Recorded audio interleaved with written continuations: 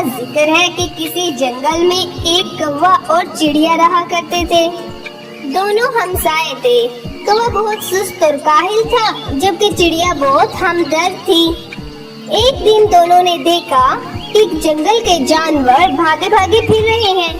جب انہوں نے پوچھا تو جنگل کے جانوروں نے بتایا کہ انہوں نے ابھی خبر کی ہے کہ چند مہینوں کے بعد ایک شدید قسم کا قحط پڑے گا، تو سبھی جانور خوراک کی تلاش میں ہیں تاکہ اپنے اپنے گھروں میں اسے جمع کر لیں اور قحط کے دن آرام سے گزار سکیں۔ کوے اور چڑیا نے بھی فیصلہ کیا کہ وہ گندم کی کاشت کریں گے۔ اگلے دن چڑیا نے دیکھا کہ کوا سو رہا ہے۔ صبح صبح وہ کھیت میں گئی اور گندم کے لیے کھیت تیار کرنا شروع کیا۔ جب دوپہر ہوئی تو اس نے دیکھا کہ کوا آنکھیں ملتا ہوا آ رہا ہے۔ کوے نے آتے ہی کہا، چڑیا بہن، تم نے مجھے اٹھایا کیوں نہیں؟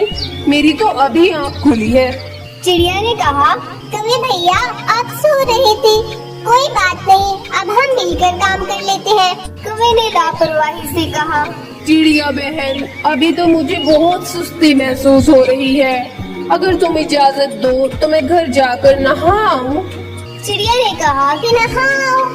لہٰذا کوا چلا گیا اور پھر دوپہر گزری، شام گزری، لیکن کوا واپس نہ آیا۔ آیا تو کب، جب چڑیا واپس اپنے گھر آ رہی تھی۔ راستے میں چڑیا کو کوا ملا جو کہ کھیت کی طرف آ رہا تھا۔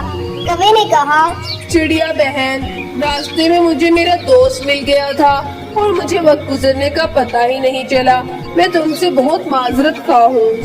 چڑیا نے کہا، کوئی بات نہیں کوے بھیا، ہم صبح اکٹھے چلے جائیں گے۔ کھیت تیار ہو چکا تھا، اب بیج اور پانی ڈالنا ہی باقی تھا۔ اگلے دن صبح سویرے چڑیا نے کوے کو اٹھایا۔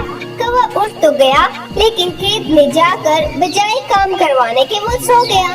چڑیا نے بتیرا اٹھایا لیکن کوا نہ اٹھا، لہذا چڑیا نے خود ہی بیج لگایا اور پانی دیا۔ شام کو جب سارا کام مکمل ہو چکا تو چڑیا نے کوے کو اٹھایا اور دونوں واپس اپنے گھر کی طرف چل پڑے۔ فصل تیار ہو گئی، کٹائی ہو گئی۔ کٹائی میں بھی کوے نے چڑیا کا بالکل ہاتھ نہ بٹایا اور طرح طرح کے بہانے بناتا رہا۔ جب فصل بانٹنے کا وقت آیا تو کوا سب سے پہلے کھیت میں پہنچا ہوا تھا۔ اس نے سارے دانے اپنے لیے رکھ لیے اور سارے سٹھے چڑیا کے لیے رکھ دیے۔ چڑیا بیچاری بہت غمزدہ ہوئی۔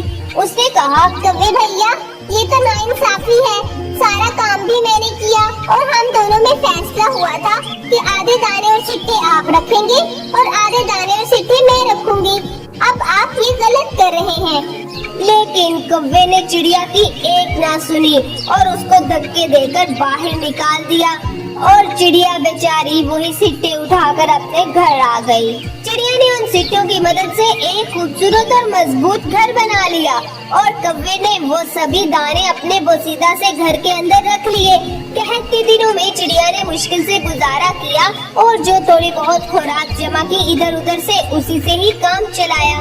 چڑیا کمزور اور کوا خوب موٹا ہو گیا کیونکہ اس کو تو کوئی کام ہی نہیں تھا اور خوراک اس کے پاس وافر مقدار میں تھی۔ جب قحط ختم ہوا اور بارش آئی تو جنگل کے سبھی جانور بہت خوش ہوئے کہ ان کو اب خوراک ملنا شروع ہو جائے گی۔ لیکن یہ کیا، بارشیں مسلسل آ رہی تھی، طوفانی ہوائیں چل رہی تھی اور بارشیں تھمنے کا نام نہ لے رہی تھی۔ ہوا یوں کہ پھر سیلاب آ گیا۔ جنگل کے سبھی جانور اور پرندے جنگل چھوڑ کر کہیں اور چلے گئے اور جب سیلاب گزر چکا تب جنگل کے جانور واپس آئے۔ انہوں نے دیکھا کہ کوا اور اس کے گھونسلے کا کہیں اتا پتہ نہیں ہے، جبکہ چڑیا کا گھونسلہ بہت خوبصورتی کے ساتھ شاخ پر ٹنگا ہوا تھا۔ یوں لگتا تھا جیسے اس کو کوئی ہوا ہی نہ چھو کر گزری ہو، کیونکہ چڑیا نے اپنا گھر سٹھوں کی مدد سے مضبوط کر لیا تھا اور اس مضبوطی نے طوفانی ہواؤں کو برداشت کر لیا تھا۔ کوے کو تلاش کیا جانے لگا اور دیکھا کہ ایک جگہ دانوں کے ڈھیر کے اوپر موٹے کوے کی لاش پڑی ہوئی ہے۔ جنگل کے سبھی جانور افسردہ تھے۔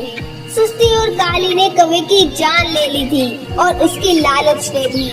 चिड़िया ने सोचा कि अगर कौवा भी आधे सिक्के लेकर अपना घर मजबूत कर लेता और आधे दाने उसे दे देता तो वो ना इतना मोटा होता और वो भी सैलाब के दिनों में आराम से उड़कर दूसरे जंगल जा सकता था। लेकिन अब क्या हो सकता था? कौवे की जान निकल चुकी थी, सिर्फ और सिर्फ उसकी लालच और सुस्ती की वजह से। जंगल के तमाम जानवरों ने कौवे की लाश को साइड पर किया और तमाम दाने चिड़िया को मिल गए। चिड़िया ने वो दाने अपने घर में रखे, खुद भी खाया, अपने बच्चों को भी खिलाया और जंगल के तमाम जानवरों को दिल खोलकर खाना दिया। क्या पता चला प्यारे बच्चों? यही कि लालच, सुस्ती और काहली किसी भी इंसान को नकारा बना सकती है।